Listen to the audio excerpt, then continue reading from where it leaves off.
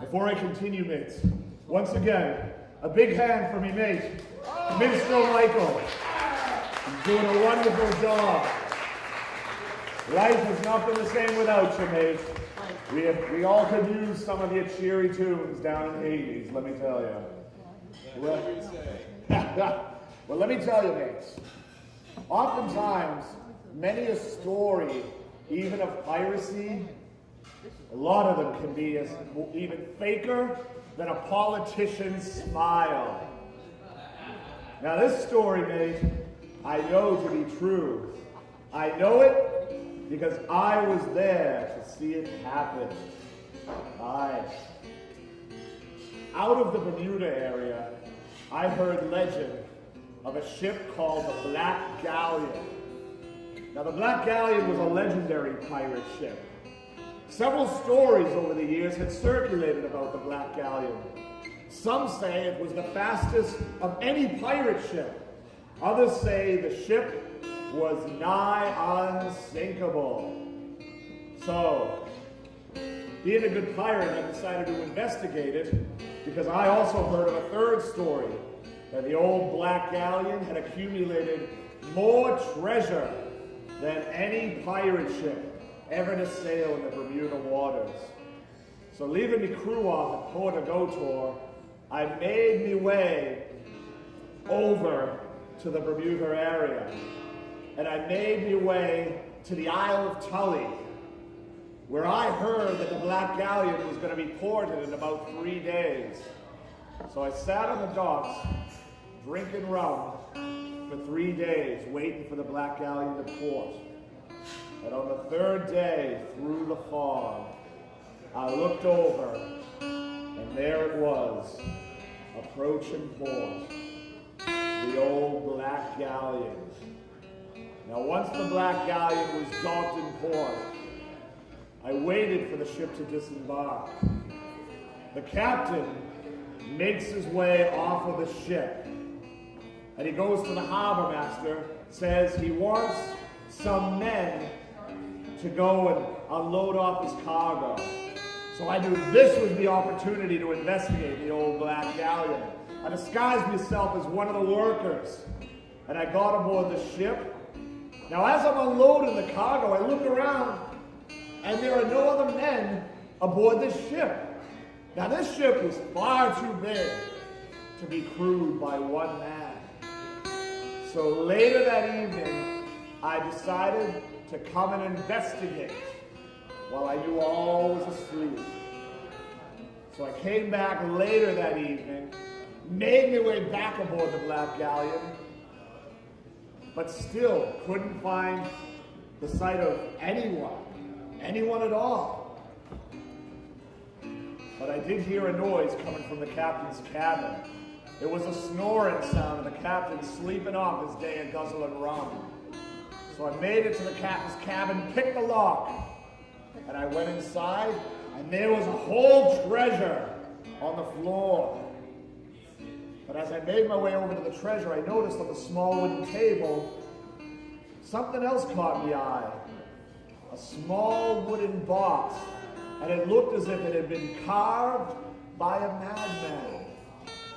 Aye, now this intrigued me even more so. So I went over to the table, attempted to pick off the lock on the little black box.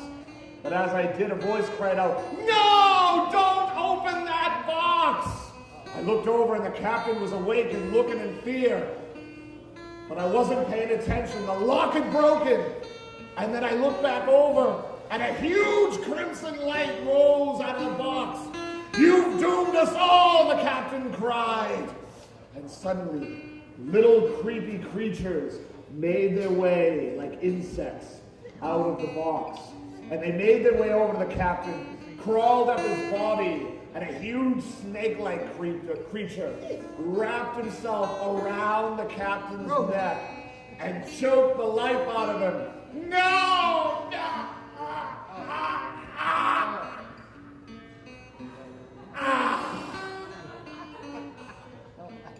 And I looked in astonishment as the creatures made their way back to the box.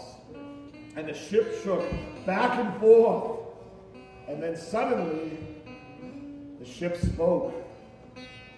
Captain David Forktongue, we serve you now. You are our new captain. We are your servants. We will serve you. Lead us where you will. We serve you as if we served our previous captain. And we will serve you faithfully as we served him. Well, if you served him faithfully, I asked, why did you kill him? He was a coward. He was going to abandon us. But you, Captain David Forktongue, you are not a coward. And together we will leave bloodied and broken bodies in the ocean. A whole trail of blood behind the ship as we wreak havoc all over the world. So I thought for a moment and reluctantly agreed. Very well. Unfurl the sail, raise the anchor. Tonight we sail. And as I went over to untie one of the sails, suddenly the sail untied itself. The anchor rose up from out of the water, and the ship's wheel turned without a body to steer it. And the ship drove on. Now, we sailed on for what seemed like a whole hour. And then finally, right when we were in the open sea with no other ships around, I gave the order, drop anchor here. The anchor made its way down into the ocean. And the ship once again spoke. Captain David Forktongue, we have obeyed your orders. Where is our fortune? And with that, I took hold of the small box and smashed it on the deck of the ship. And then I grabbed one of the lanterns, smashed that over the box, and the ship sailed back and forth. Captain David Forktongue, what are you doing? Took another lantern, smashed that on the ship, and the whole ship caught fire. And the ship spoke, Captain David, you have betrayed us! You have betrayed us! And as the ship was ripping itself apart, I made my way over, and I grabbed hold of the treasure, made it to one of the lifeboats, kicked it in the water, threw the treasure into the lifeboat, and followed shortly after it, and rowed away as fast as I could. But as I was rowing, I looked back, and I saw the Black Galleon ripping itself apart, and the voice cried out, we are betrayed! We are betrayed! As it ripped itself apart and slowly sunk down to Davy Jones.